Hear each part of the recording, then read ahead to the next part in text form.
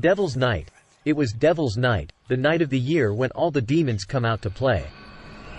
It was a holiday that I had heard about growing up, but I never believed it was real. I was always the skeptic, but when my friends asked me to join them on this night, I figured why not. We all dressed up in our spooky costumes and ventured out into the darkness. I was always the one to stay behind, never wanting to venture too far away from the relative safety of the city. But it was Devil's Night and I was determined to make this experience one to remember.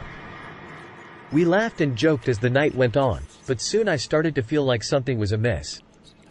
The darkness seemed to get thicker and more oppressive as the night progressed.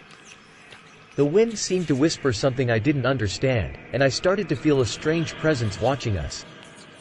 Everyone else seemed to be enjoying themselves and I kept my mouth shut, not wanting to spoil their fun.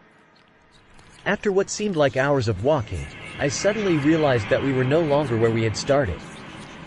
We had walked into the edge of a forest, and I started to feel a wave of dread come over me.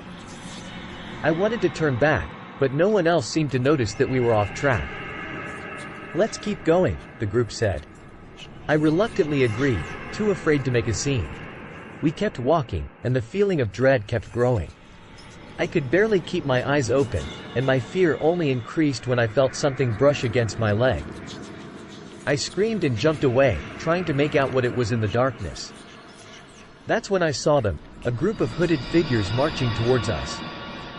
I backed away, calling for my friends to run and get help. But no matter how loudly I screamed, they just kept walking closer. I finally turned to run, only to find that my friends had disappeared. The hooded figures laughed and jeered, as if they had been expecting this all along.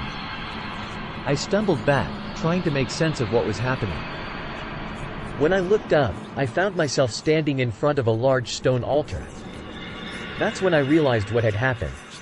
I had been tricked by my friends, and I was the sacrifice for Devil's Night. The last thing I heard was their laughter, echoing through the night.